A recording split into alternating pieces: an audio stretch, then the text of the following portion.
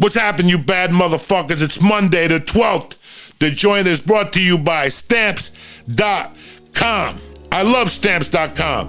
With Stamps.com, I can skip the post office and save money on postage. You send letters, you ship packages anytime, anywhere, right from your computer. With Stamps.com, you pay a whole lot less. You get discounts up to 40% off post office rates and up to 60% off UPS shipping rates. Stamps.com saves businesses thousands of hours and tons of fucking cash every week. For example, this weekend we sent out 400 boxes, 400 mugs through Patreon. How the fuck do you think we sent them out? You think I walked them to the post office? Hell no. Stamps.com. We printed up the labels, we called the post office, and they came over and picked up all the fucking boxes in a little truck. It was tremendous. I helped the guy out. I was getting back from the gym and he pulled up, and me and my wife helped him. It was tremendous. How do we do it? With the help of Stamps.com. Tremendous. You got a small business? Stamps.com is a must-have. You print your own postage for any letter, package, or any class of mail. It's no wonder over 1 million small businesses use Stamps.com. So do me a favor right now. Use promo code Joey and get a special offer that includes a 4-week trial plus free postage and a digital scale. Where you gonna get that from? Nobody. Uncle Joey's hooking you up with Stamps.com. Stop wasting time going to the post office. Go to Stamps.com instead. There's no risk. With Stamps.com, there are no long-term commitments, no contracts. Go to Stamps.com, click on the microphone on top of the homepage, and type in Joey. That's Stamps.com, promo code Joey. And listen, you're never going to the post office again. The joint is also brought to you by our family, CBD Lion. The fucking lion don't mess around. Whether it's hemp weed, the kinesiology tape, the gummy bears and raspberry orange, the tropical, they got capsules, they got cream, they got vapor pens. Listen to me. Go to CBDLion.com right now. Read up on the third-party lab results. Read up on CBN, the benefits of CBD, CBY, how they can help you and whatever ailment you may have. Go to CBD Lion right now. Read, learn, get something. If it's your knee that help, if it's your elbow, if it's anxiety, CBD Lion can help you. As soon as I get out of the shower in the morning, I brush my teeth, the whole fucking thing. There's a container right there. I put 1,500 milligrams under my tongue, and I feel tip-top Magoo for the rest of the day. Go to CBD Lion, press in Joey or Church, and get 20% off delivered right to your house. That's CBD Lion. It's time to get this party started. Uncle Joey on a Monday. There you go. With CBD Lion, Stamps.com, and Uncle Joey's joint.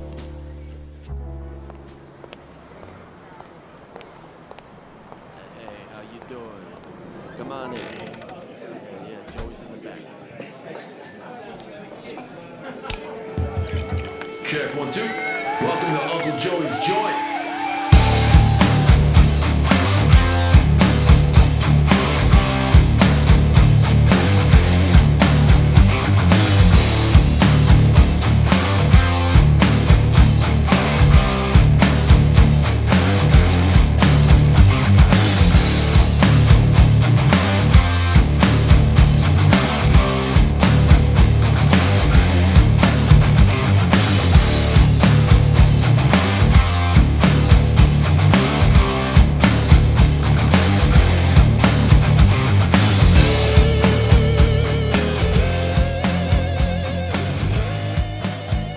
What's happening, you bad motherfuckers? It's Monday, the 12th of fucking July. It was a beautiful fucking weekend. And guess what? It's a beautiful fucking day to be alive. I got bad news for you. My fucking devil pipe broke. Listen, man, let me tell you something. Fucking last night I was getting high after I have a little process.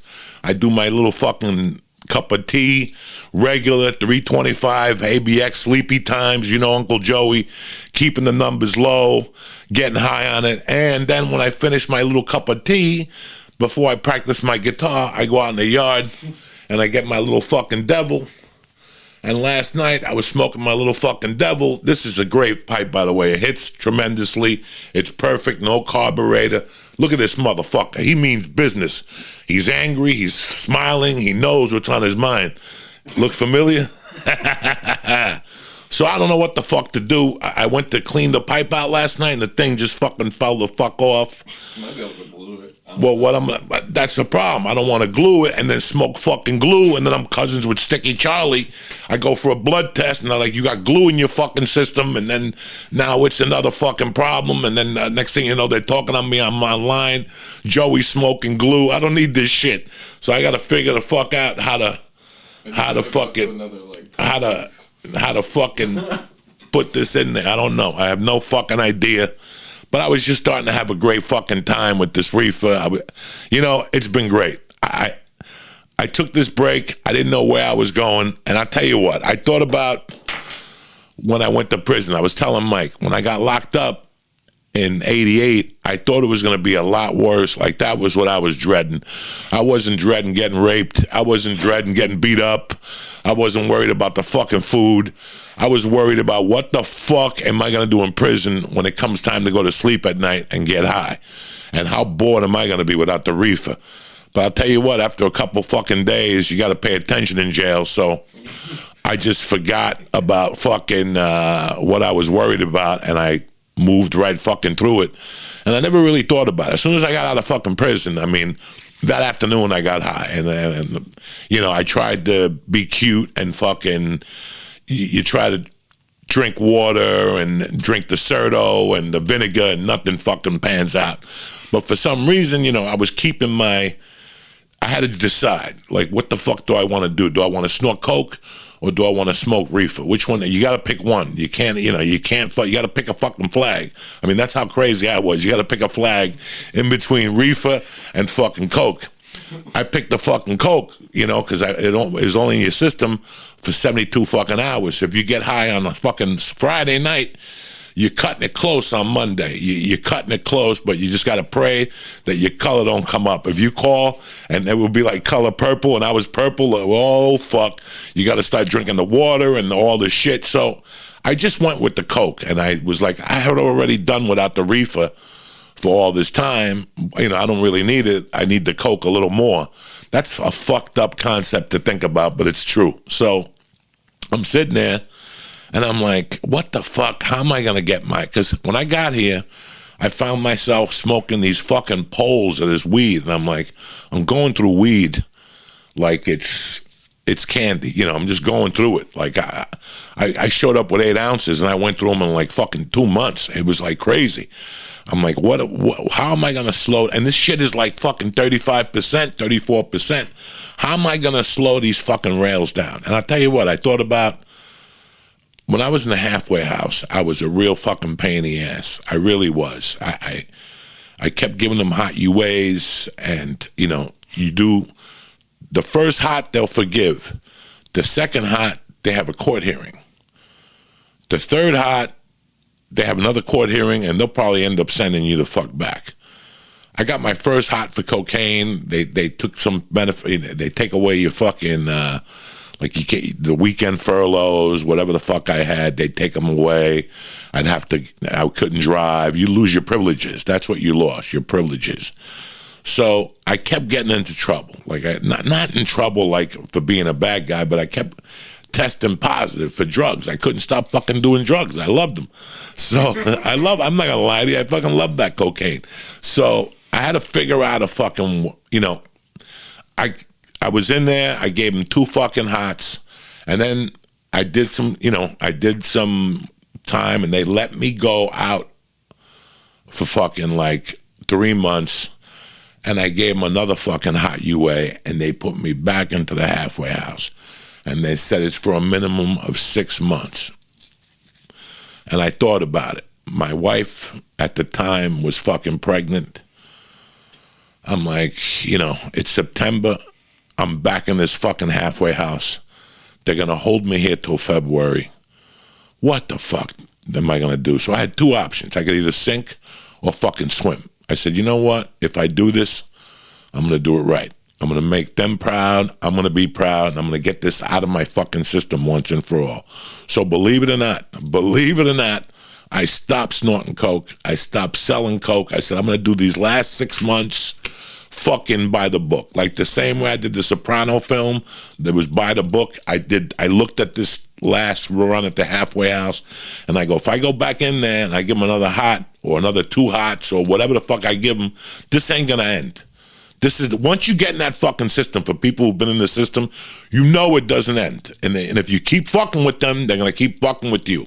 So I was already driving them fucking nuts. When I was out, they would come to my house and knock on the door, and you're supposed to let them in. I'd never let them the fuck in. That guy came to my house 10 times. Not one time did I open up the door. They were pissed about that. They were pissed about the foaming UAs. That I was putting shit in my dick like powder and pipe cleaner and toilet cleaner and pool cleaner, and I kept zapping the test. Like they knew. They're like, this motherfucker keeps zapping the test. So now like they had a fucking chick watching me fucking pee. They had another guy watching me pee. They were looking at the camera. They were looking at my dick. I'm like, you know what, man? I'm too old for this shit. I'm really too fucking old to be fucking around with this shit. Let me do this the right way. So I went into that halfway house and I became the model fucking prisoner. I swear to God, you guys are sitting there going, no, you didn't, Joey. I swear to God, I was the perfect fucking invict. I did what I had to do. I fucking did not get high, but I did get high. And let me tell you how I did it, okay? I didn't get high, but I did get high. And let me tell you how I did it. I cleaned up the coke. I said, no more fucking coke. I got to do this for my wife. She's having a baby. I can't be fucking around. You always think the kid is going to save your life. A kid ain't going to fucking save your life. You always think the kid's going to save your life. Well, I'll do it for my kid. No, you won't. You can't do it. If you're not going to do it for yourself, you're not going to do it for your fucking kid. So I was like, you know what, I got a kid coming, I really got to change my life. So I just made a deal with myself. I said, listen, 6 months, no coke, and what you're going to do is you're going to roll the tiniest fucking joint. So I took, instead of rolling my fucking usual gorilla finger joints, I took a third of that. I rolled what you guys at home call a pinner. I rolled a fucking pinner. And I had a garage that I paid $35 a month for. I loved that fucking garage. It had a punching bag, an Everlast punching bag, weights, and it had a fucking ghetto blaster in there. And tons of cassettes and tons of fucking shit in there. And I had my weed in there. Nobody knew about this garage. Nobody. It was a hidden fucking gem. I had rented it. I got it off a newspaper, and the girl was like, I don't even live there. Just send me like a money order once a year. It was $35 a month. It was fucking like stealing. I had dumbbells in there. I would just go in there, park. Some nights I would park down the block. Nobody. It was like my own personal little back cave. It was like having that fucking office I had in LA. It was behind a fence. I would have to go behind a side street. Nobody would see me walking. I felt like fucking, what's his name with the wig? Ben Affleck and The Accountant. Remember he had the fucking little trunk in there with all the cougarans and shit. I had everything hidden in there. I had my scale. I had a fucking scale. I had cut in there for coke. I had everything, and nobody knew about my little fucking hut. So this is how I got away with those last 6 months of getting high. Are you ready? And I swear to God, I would basically go to the garage. I would bring, in those days, there was no fucking bottled water. I would bring like a fucking thermos of fucking water. And I would take the joint, I swear to God, and I would go like this with it. And I would put it out. And that was it. I would lift weights. And you know what? For like the first week, 10 days, I'm not gonna lie to you, I didn't get fucking high, and I was pissed off. I'm like, fuck, this ain't working. I was tempted to take the second hit. But when you first go in there, they piss and they get your levels. And if you go above that level, then you test positive. with THC, it would go up a little bit if you ate like those fucking poppy seed bagels, or there's different things that'll give you a higher reading on THC. So I was careful as fuck. But even though that for those 10 days I didn't get high, like on the 11th day, I would just go, and I was getting fucking blasted. Off that one hit, I was getting, your body just adjusts to it. If you don't have a whole joint and you just have one hit, if you just have one little roach and you hit it, eventually your body will fucking absorb that and do whatever it needs to do with it. I swear to God, I lived off that system for 6 months and never gave them a hot UA. But I had to work out 4 or 5 times a week and sweat a lot, and I had to drink a ton of fucking water. But for 6 months, I kept that system, and I fucking got drilled. I still remember going to see Goodfellas, and I would do the same exact system. I would go, I have a process for movies. I would go get a little Chinese food first, and I always go to the 11 o'clock movie, nice and easy, nobody's there. I would go by myself. When Goodfellas came out, I didn't give 2 fucks. I was going to see that. I read that book when I was in prison. I said, fuck it, I'm going to go and I'm going to watch that fucking movie. I don't give a fuck if they know, they don't know, because you're not really allowed to go to the movies when you're in a halfway house. You have to like tell them where you're going and what time you're going to be there, and they can't call the movie theater. It's because they would usually call you and say, hey, is Joe Diaz there? And then what are they going to come into the movie theater? Hello, is Joey Diaz in here? So you can't really go to the fucking movies. So I would hit it off, I would catch them in the morning. They thought I was at work, but I gave them a pager number. I didn't give them like a work. I said, listen, man, I work at a fucking car dealership, and I'm in and out of there. If you call there, 5 out of 10, they're going to get me. If not, I'm on the fucking road. So I had to go to court and get permission to drive in the halfway house to get that fucking job. It was a nightmare, but it was well worth it because that driving privilege got me around in the daytime. Plus, and then I said, listen, instead of me having a fucking a job, whatever, just hit me on the pager.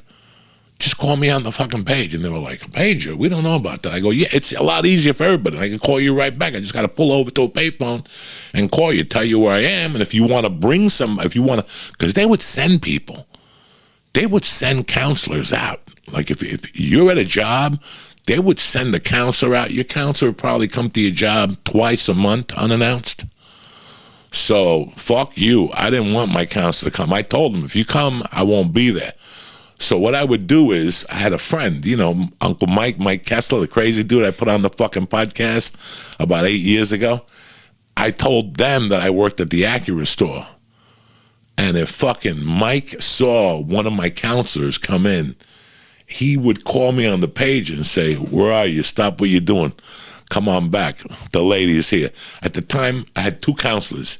I had a black counselor named Judy, who I fucking loved to death. I'll never forget, one day I was driving illegally. Like I wasn't supposed to be driving. I'm driving a car.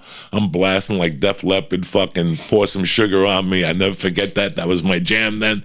And I'm at the light, and I look to the side, and there's Judy, the black chick. And I'm like, oh shit, if she sees me driving, I'm fucking dead.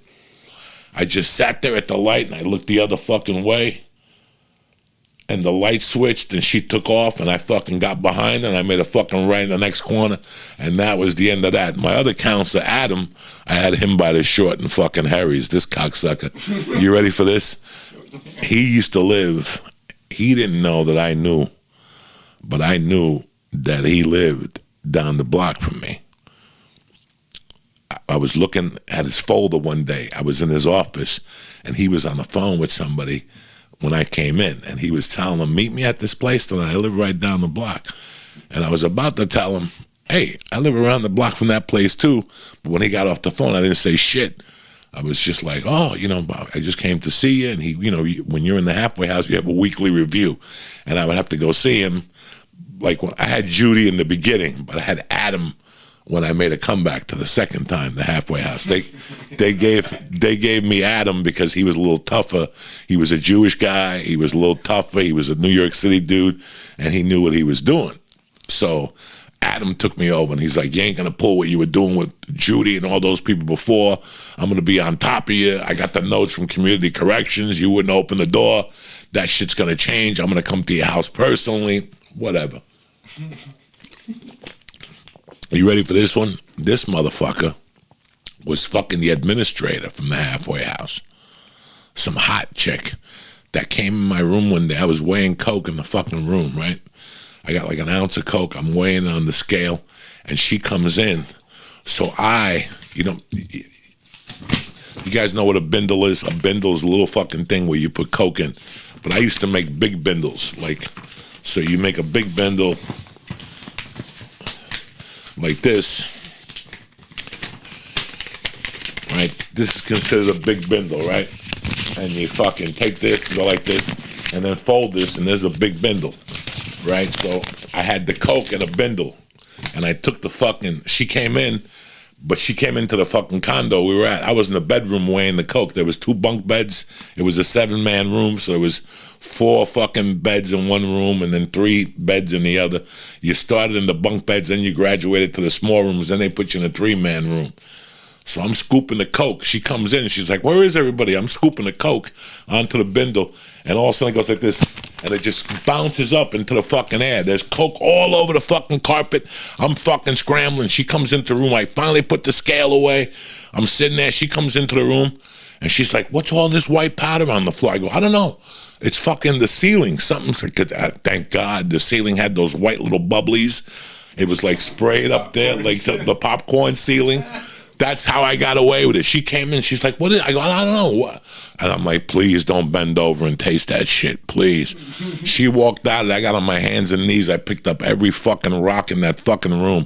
I was scared shitless. So she always had, like, she didn't really like me. She wasn't a nice lady. I forget what the fuck her name was. But he was banging this chick.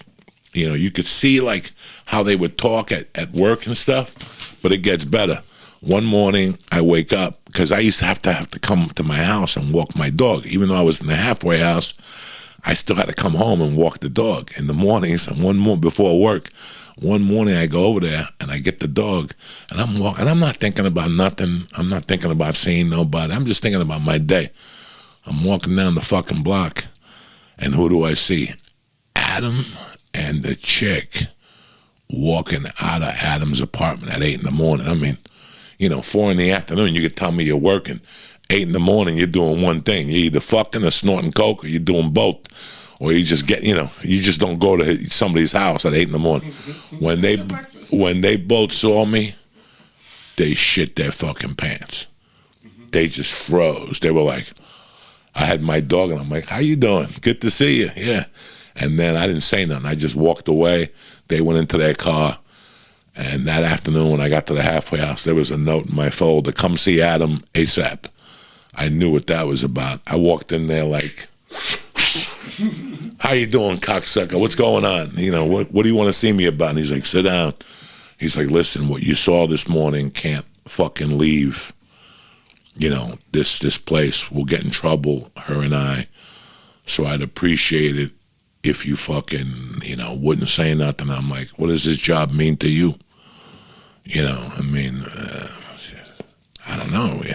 We got to scratch each other's back here, you know what I'm saying? And he goes, what can I do for you? I don't know, make my fucking life easier here, maybe give me some furloughs. I mean, I've been here for a couple months. I haven't given you any fucking hot UAs. I've been a model fucking citizen, you know what I'm saying? I mean, throw me a little love here. Give me a little break. Put me in a 3-man room.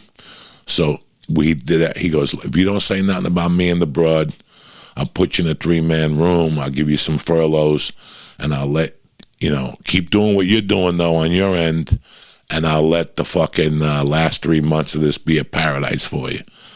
And listen to this. You're supposed to, it's like level 1, level 2, level 3. I always made it to level 3, and then I got a fucking hot UA. Always made it to level 3, and always fucked up. Bitches, I made it to level 4, which is like you're allowed to drive. You come in at midnight. You could leave at 6 in the morning. I mean, the fucking rules on level 4. I mean, if there was 90 people in that fucking place, there was maybe 9 people, 10% made it to level 4 and stayed there. If you were on level 4 for 3 months, they'd automatically like discharge you. Like if you gave them level 4 for 3 months, they'd automatically discharge you. It was so good for me that I was supposed to stay in there for 6 months, and it put me like at mid-February, and one day they came to me and they said, "You're done Friday." I was like, "You ain't fucking serious."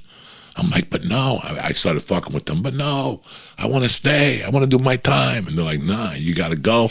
And if you're level 4, when you get out, they automatically cut your UAs in half. So you don't take 4 UAs. You take 2 UAs a month. It was like, guys, it was like fucking stealing. It was perfect. But I did those 6 months by the book. Yeah, I smoked under the fucking limit, you know, but it kept me together and it got me the fuck out of there. So it's funny that I used that when I was thinking about what to do a couple months ago. I'm like, wow, you know, my body just, you know, the COVID, all this shit. Every time I smoke, every time I was getting high, I would get like a fucking sore throat. And I'm like, I got COVID. So between that, the fucking emails and all that shit, that's what made me fucking give it a breather. But I tell you what, man, this breather has been the best thing I've done. It really has. I brought everything back to my world. With the edibles now, I'm using them to sleep. I couldn't even, like the way I can't imagine doing a line of coke now. Like I can't even imagine what it would feel like to do a line of coke. I think my blood pressure would drop and I'd just die of a fucking heart attack. That's the same way I feel about doing an edible in the daytime. I couldn't even imagine feeling that fucking way again. And listen, I got nothing, you know me, dog, I'm heavy fucking duty. I fucking did everything. You guys saw it. You guys witnessed it. I had a good time. I enjoyed myself. I was the king. I mean, there was a podcast I watched that was disturbing because they weren't lying. It was Rogan and Tom Segura. It was a weekend that I went away with Tom Segura. We went up to a casino and we went to Eugene, Oregon.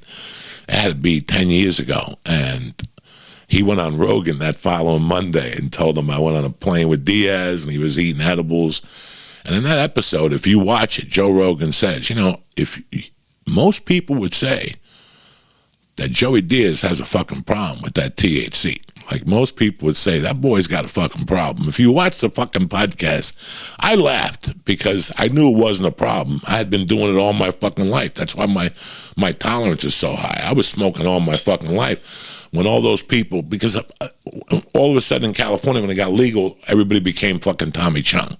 And I couldn't have it. I couldn't fucking have it. You know me. So I even pushed it up a little bit. Like I pushed it up a little bit. And now I think about those times and I'm like, wow, I wasted a lot of fucking weed because I didn't need all that fucking weed. This is why I look a lot better. You know, there's not that many chemicals in my body. I don't have fucking 1,000 things going through my body. I mean, yeah, I'm taking 75 milligrams a night and I'm sleeping like a fucking baby. I wake up with cotton mouth like a motherfucker. Some mornings, like if I wake up at 5 in the morning, I am high as fuck, guys. When I go to pee, I am high as fuck. I'm like, I can't wait to get back to that bed. And thank God I'm not walking around the fucking streets like this. That's, like, I can't think of fucking doing an edible in the daytime no more. I'm sorry. Even the weed, like, I miss the weed in the morning. I'm not going to lie to you. Friday night, my wife, we had like a weird day. Friday, I had to run around and shit, so I had like a light lunch at 12. I mean, like an ultra light lunch. Like I had 3 cheese raviolis. They were left over from one of the nights. I go, why would you save? They were big fucking raviolis, you know. I go, why would you save 3 raviolis? She goes, I didn't even know to think about to offer them. I don't know. My wife is crazy sometimes. So I ate the 3 raviolis, so it threw me the fuck off.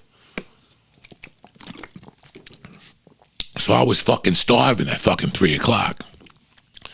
And I'm like, what the fuck am I going to eat? My wife goes, well, I got some Chinese food if you want it. I didn't know if you wanted it for lunch.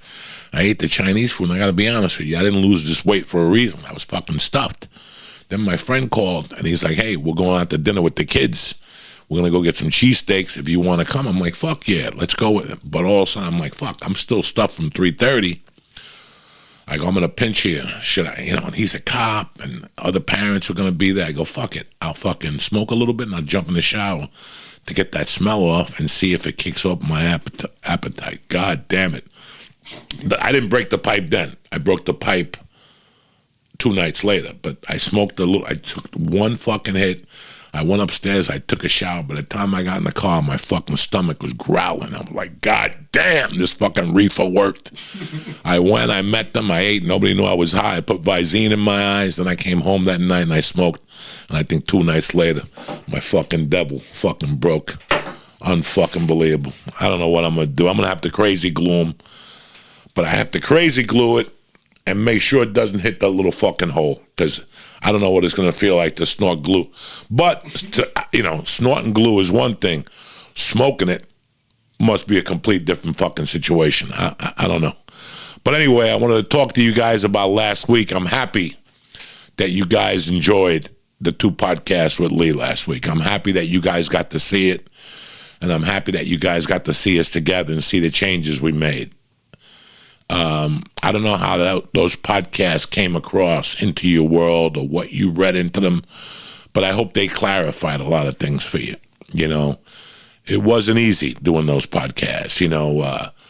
This is why I'm really hesitant now on searching for guests and starting all that shit again, because I don't have it in me anymore. Like the patience that you have to have with people, it's like the patience you have to have with me right now. Like this last week was the first time I did 3 fucking podcasts. You're going to see me on 3 podcasts in 1 week because I felt bad. I was busy. I was behind the fucking 8 ball all the time. You're going to see me on Dominic Lombardozzi's podcast. That should be out in 2 weeks or maybe this week. I did Ashley Evans from the UFC and I did Ryan Sickler's podcast. We continued the saga all the way up to, I think, February of 97 when I got to the Comedy Store. I've been so behind the 8 ball in this fucking house. I mean, Mike was asking me before, is there anything else that you want to do? What do you want to change? What do you want to do? And I go, I really haven't thought about it. We've been so fucking busy here. Softball's about to pick up again. We had a little breather from softball. She's at a softball party. She went to a softball party on fucking Saturday. Sunday, we met one of the girls and threw the ball a little bit and went up to the softball field. There was nobody up there playing. We just fucked around a little bit, played out in the sun, But it's fucking busy around here. I'm busy with her. 2 weeks ago, I had her for CCD camp. So she would come home at fucking 12 and there was no other kids around because they were already in camp. So it was on me and my wife for fucking 5 days to, do something with her till 7 fucking o'clock. So it's just been crazy around here. And I haven't even thought, between the fucking book and, we did Ozzy's Boneyard last week. Thank you if you listened on the 6th of July, Jimmy and I appreciate all the support. I just been busy with little things. I got to fucking paint the porch. I got to paint the garage. I got to, there's so many little things I have to fucking do, But I'm happy that I could still, that I had to, I don't know how to say this. I had to take a breather, that a couple weeks ago when we took that week off because I had a shoot and I had a bunch of the doctors and my fucking anxiety. We had to get all that shit fixed.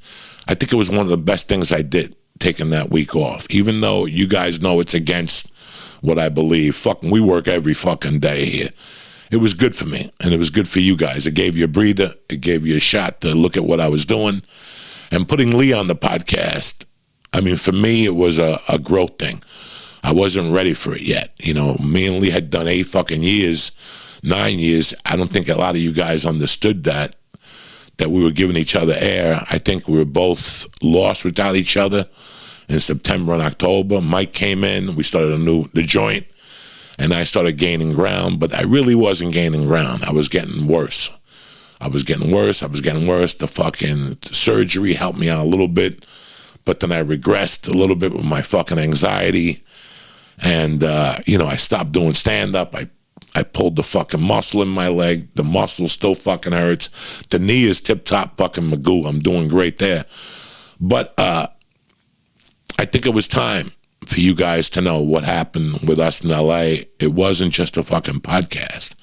It was a way of life, you know. I mean, Mike and I do this podcast, and it's, 2-3 hours a week. We shoot a couple of videos. The church was fucking 10 hours a week. Every time I went to the church would start at 8 o'clock at night, but we would get there at 7:30, and we wouldn't leave till fucking midnight, 1, 2 in the morning. Lee was there till 6 in the morning half the fucking time, because he'd get so fucking high, he'd just fucking pass out there. I mean, I couldn't, I couldn't get mad at the kid. We were eating fucking huge amounts of fucking THC, but it was good seeing him. It was good seeing what he became last week. It was good to see that he shrunk. We both shrunk. It was good to know that we were both going through the same shit, and we really didn't fucking know it, man. And, I've checked in with him every day since the podcast. We're better than ever. We're stronger than ever. I mean, he's going to come on a little bit more from now on, like once every other month. I'm going to start doing his podcast, and we're going to keep this journey fucking going, man. So I'm happy that you guys had a fucking... enjoyed it. A lot of you guys reached out, and I'm happy that you got to know the truth, what was going on, what wasn't going on. We're dear friends. We did a great job, and sometimes it's just time. Listen, I'm very happy now. It's been rough to get to this place, but I finally did it. When I got off the plane, I didn't know what my expectations were. And I didn't know what people's expectations was of me. And right off the bat, I got thrown into the wolves with my old friends. And, I got threatened by one of them. A 40-year friend fucking threatened me. I woke up one day, I came downstairs, and there was a fucking text. I called him back, and he threatened me. And I'm like, what the fuck is going on? Then I had another friend of mine fucking go off the reservation. So it was kind of rough for me in the beginning. I was just trying to get myself through murky fucking waters. Thank God for the Florentines, Thank God for the people across the street, the Pumas.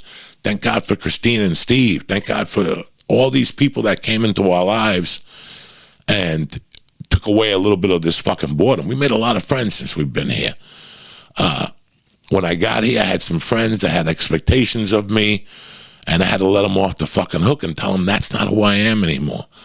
There was people that wanted to show up here without fucking calling.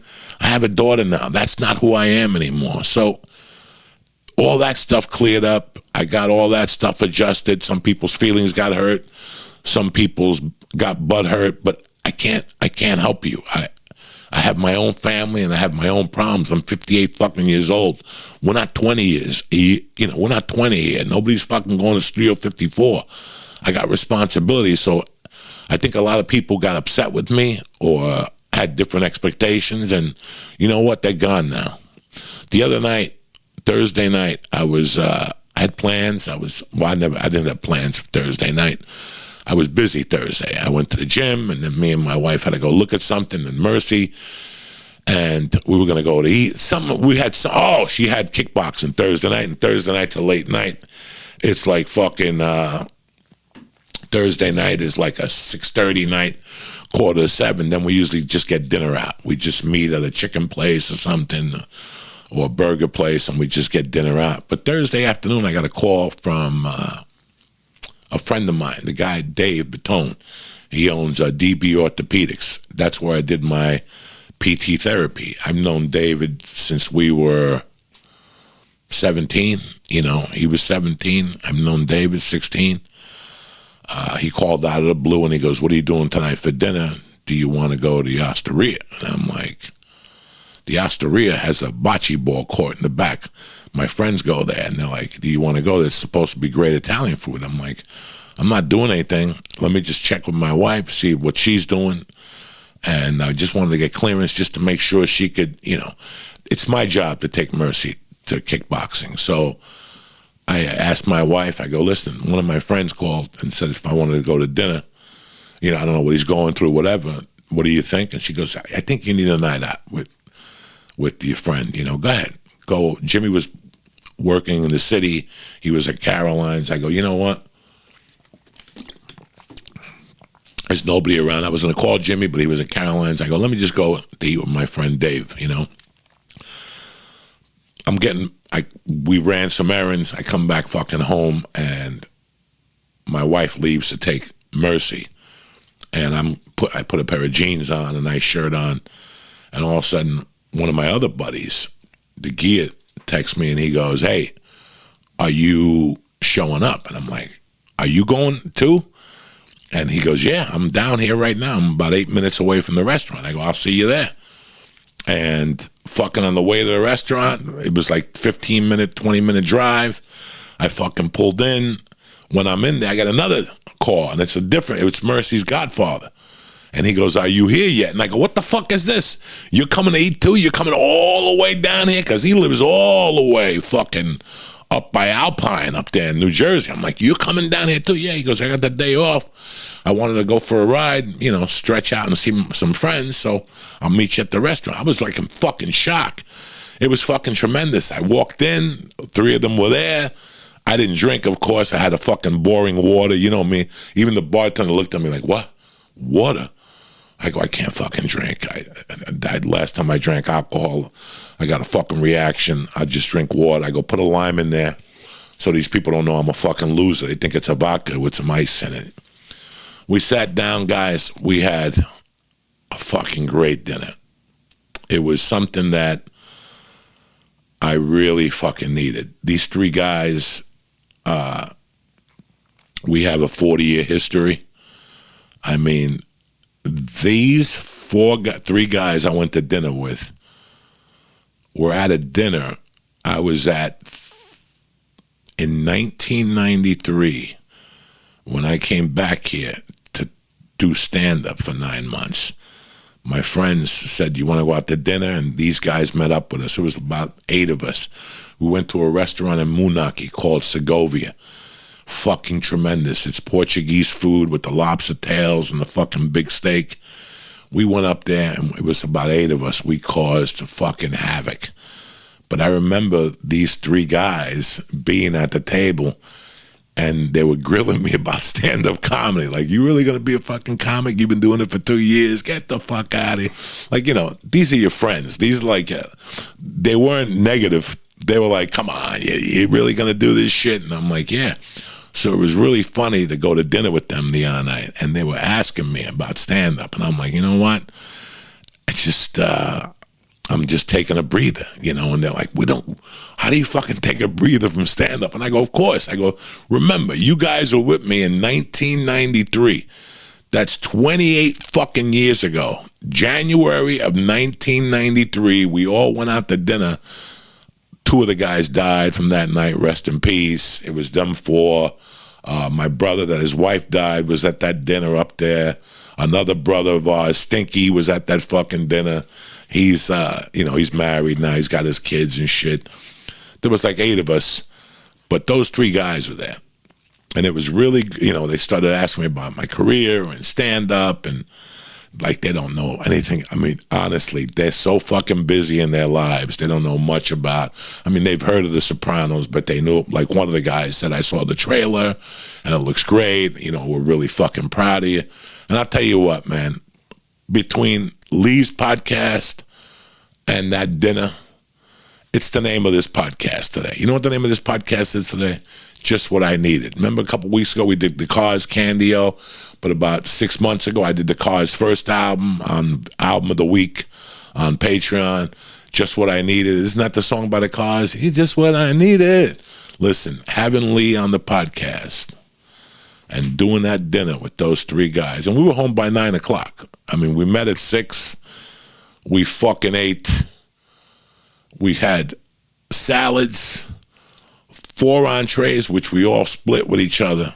And then to close out the night, we had a fucking tomahawk steak with steak fries. Oh, my God. Italian spinach with garlic in it. Unfucking believable. I don't eat that much spinach. I don't eat that much shit. But I ate every fucking piece that night. I didn't touch the macaroni and cheese. I devoured the fucking spinach. And they had a whole fucking garlic thing. that they steam. I kept popping out each fucking garlic one at a time. They got the steak medium rare. I hate medium fucking rare. But with the garlic clove mixed in that fucking steak, it tasted fucking tremendous. And the next day, I was blowing some tremendous farts at the gym. I went to the gym Friday morning, and I tell you, there was a couple of old people there, and I would go by them. These were garlic farts. Dog, there was this one woman that I would just go close to. I was doing like these deadlifts with 20 pounds in my hand just to stretch out my lower back. I opened up a workout with that. But by doing the up and downs, you're also moving everything in your fucking stomach. Dog, I was ripping some fucking garlic farts on Friday in there. I would leave the area and then come back and go, oh my God, this is fucking terrible. And there were these old people in there, because the gym I go to in the morning, it's older people. And then if you go back, it closes from 12 to like 4. If you go back at 4, I've only been there after 4 twice to ride the bike because I've been busy in the daytime. If you go at 4, after 4, it's about it's young guys and hot chicks and shit. But in the morning, it's just a couple old guys. There's like 1 or 2 young chicks. Jimmy Florentine goes in there. Jimmy Florentine was not there that day. Let me tell you something. I was blowing some farts in there. You thought it smelled like fucking the Jersey Turnpike in that motherfucker. And I was going to different parts of the gym where the fart was just settling. The fart would come out. Nobody was opening the doors, so it was air conditioning. And the fart, it was like going, you ever see Star Trek? When they come down, they have like the fucking things, the light. It was like you would walk into it and go, oh my God, this is terrible. And then I would have to go out. It was terrible. I had like 8 little fart pockets in the gym that I would walk in and out of. It was one by the squat machine, one by the fly machine, one by the fucking tricep thing. I even farted behind the lockers one time, and I went back there to do like fucking sit-ups with the ball, and I'm like, this is terrible. I came home, I pulled my pants off to take a shower. Oh, it was fucking horrible. Those MeUndies had like a fucking brown spot in it from the filth. I still use MeUndies, even though they canceled me. I don't give a fuck. I still use them. I'm loyal to MeUndies. Even though they got mad at me and said, fuck it, you can't do the pod. We're not going to sponsor the podcast. I still like MeUndies, man. So anyway, that's the name of the podcast today. Just what I needed. I'm a lot better. I'm doing a lot better. I'm happy you guys are still watching. I'm happy you guys are enjoying these. I'm happy you're enjoying these little stupid fucking stories. This is what I'm going through. But because of you guys, I'm fucking back. I'm back 95 fucking %. The anxiety's gone. The drug use is gone. It's all over. We're fucking tip-top Magoo and ready to fucking go. And we did it together. I'm with you. You're with me. And they want to be with us. We did this fucking together, man. So, like I've always said, the podcast audience has always kept me in check. I talk to you guys, and you guys watch. And you guys watch my every step. You see the guests I have on. You see what we discuss. And I'm very proud of that. I'm very proud that I got over this, what I was going through. It was something I'm really against, doubt and fear. We've talked about it 1,000 times, how they could fuck with you. And I didn't take my own advice. I let doubt fuck with me. I wasn't scared of anything. It was just doubt. I had doubt when I moved back here. I didn't know what was going to happen. I was going into uncharted.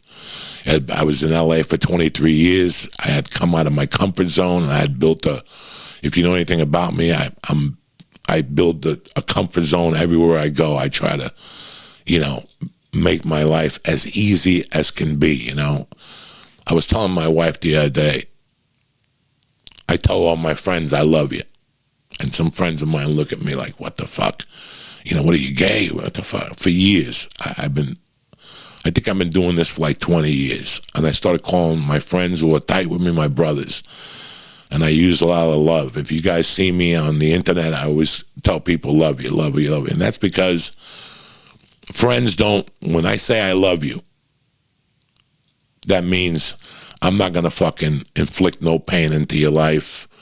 I'm not going to fucking, be a burden in your life. I'm not going to fucking cause any problems in your life. I'm going to make your life as easy as I can. As a friend, as a brother, as a sister, that's what I fucking strive to do when I say love. A lot of you people might see me and go, I just talked to him online. He told me he loved me. He doesn't even fucking know me. Yes, I do know you. And I do know that by me saying that, it makes me stronger. And it makes you realize that with me, I'm not going to fuck you over. When I say, that's why I get mad at people. If they say they love me, then, if a girl tells you she loves you, she won't fucking cheat on you. So when a man tells another man, or I tell another man or a woman, I love you, it's that I won't cheat on you. I will never fucking embarrass you. I'll never make you feel down. I'll give you the best friend that you could ever fucking have. So it was good to see my friends the other night. And it was good that over the years I told them I loved them.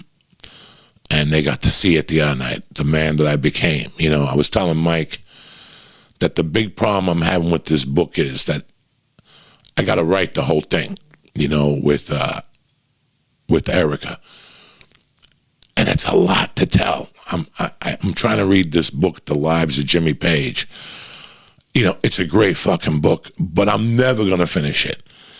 And because it's too fucking big and it's too much in one fucking place. And that's the same thing I'm going through with my book. I wish it was just narrowed down to these 30 years from 1991 to this Friday. This Friday would have been my 30th year in fucking comedy. This Friday, but one good thing is happening this Friday. Laughing Gas comes out at fucking the ice cream shop. So do me a favor right now, before you even forget, go to Instagram and fucking add Laughing Gas to your fucking list of friends. You're going to have specials on there. They're going to tell you what stores have Laughing Gas at and let you know what's going on. I think they put a video up of me talking about it. It's a great thing. So that was going to be part of my 30th year anniversary. Obviously, I'm not doing stand-up. I'm not going to be on stage, so it's really not 30 years, but it is 30 years because I'm still a fucking comic in my mind. I'm still writing a few jokes from here to there. Nothing too fucking crazy, and I put the fucking time in. So that's what I wanted the book to be, the last fucking 30 years. So let's see what the publisher says. Let's see what the fuck we can make it happen, because it's just too much information. And the last 30 years alone have been interesting as fuck on their own. I didn't even know that till I talked to Sickler on Friday, and I'm like, fuck, this stand-up story is great, because we were covering the beginnings of my LA life when I got into the Comedy Store the first month or whatever. But anyway, that's good enough for today. I love you motherfuckers with all my heart. I'm happy you're here supporting today. And I'm happy I was able to do the podcast today. This afternoon, I have to go to the fucking dentist. My gums are still swollen, so they're going to fucking dig in there. So I'll be back Wednesday, even if I have a fucking bandage and I got to talk like, it don't matter. I'll see you motherfuckers Wednesday. Tip-top motherfucking Magoo on the 14th. I love you guys. Thank you for supporting the church. Thank you for supporting Patreon. Thank you for supporting the NFTs. And this Friday, you'll be able to get Laughing Gas at the ice cream shop on Ventura Boulevard in California. That's where it starts. And then we'll branch out from there. Other stores in Southern California, Nevada, Colorado, so on and so forth. That's it, and that's that. I love you motherfuckers with all my heart. Don't forget to follow Laughing Gas. And now for a word from our motherfucking sponsors, Jack. All right, I want to thank you guys for listening on a Monday morning. Whatever. I'm here. That's all that fucking matters. I love you guys. But the joint is brought to you by CBD Lion. As usual, CBD Lion is my family. I love them. I love their products. I've been with them for years. They saved me during the surgery, whether it was the kinesiology tape, the gummy bears for my anxiety at night. They got gummy bears with melatonin now that you'll sleep like a fucking baby. But you got to go to CBD Lion to get them. They have the hemp. They have the gummy bears. They got the capsules. They got the cream. They got the tape. They got the vapors. Listen, CBD Lion is there for you to administer CBD however you could get it and how it could be helpful to you and your family. CBD Lion has helped me overcome this fucking knee surgery. It helped me with the arthritis in my other knee. It helped me with my wrist. I mean, CBD Lion is number one in my book. Listen, go to cbdlion.com right now. Read, learn. This answer might be with CBD. Listen, the hemp, you smoke it, the CBD, tremendous. I smoked it a few times just to balance me out at night when I can't sleep, tremendous. But it all starts with you by going to CBD Lion right now. Read, order, Preston, Joey, or Church, and get 20% off your order delivered right to your house. Who else does that for you? Nobody, cocksucker. Uncle Joey does. The joint is also brought to you by Stamps.com. Listen, this summer has been great so far. I'm getting back to enjoying life's little pleasures now that I'm not caught up with these fucking idiots and Instagram. And how many friends do you have on Instagram? I don't fucking know. What are you bothering me for? I got softball, I got barbecue, I got little kid parties. But going back to the post office is not one of them. Me and my wife just sent out 400 cups on Patreon. And how did we do it? With Stamps.com, and you could skip the post office and save money on postage. You could send letters and ship packages anytime, anywhere, right from your computer. Buy, print, ship. It's that simple. With Stamps.com, you pay a whole lot less. You get discounts up to 40% off post office rates and up to 66% off UPS rates. Stamps.com saves businesses thousands of hours and loads of cash. And let me tell you something, you got a small business, Stamps.com is a must to print U.S. postage for any letter, any package, any class of mail. It's no wonder over 1 million small businesses already use Stamps.com. So do me a favor right now. Go to Stamps.com. Stop wasting time at the post office. Go to Stamps.com instead. It's no risk. You're sitting there going, Joey, what are you doing? If you're not on Stamps.com, you're slipping. You schedule a pickup and the mailman comes to you. You could also take a walk and drop it off yourself if you like to. But listen, use promo code Joey and get a special offer. It's Monday. Start your week off right. Go right now to Stamps.com, use promo code Joey, and I'm going to hook you up with a 4-week trial. It includes free postage and a digital scale. With Stamps.com, there's no long-term commitments or contracts. Go to Stamps.com right now, click on the microphone on the top of the homepage, and type in Joey, Joey. That's Stamps.com, promo code Joey. Stamps.com. Never go to the post office again. I want to thank Stamps.com. I want to thank CBD Lion. But most importantly, I want to thank you cocksuckers for having my back on Monday and Wednesdays and on Patreon, everything else you do. Like I said, don't forget to follow at Laughing Gas at Instagram to get the party started. And I love you, motherfuckers. I'm going to fix this devil pipe no matter what. I love you, and I'll see you Wednesday morning. Tip top Magoo. Stay black. Have a good day. Love you, cocksuckers.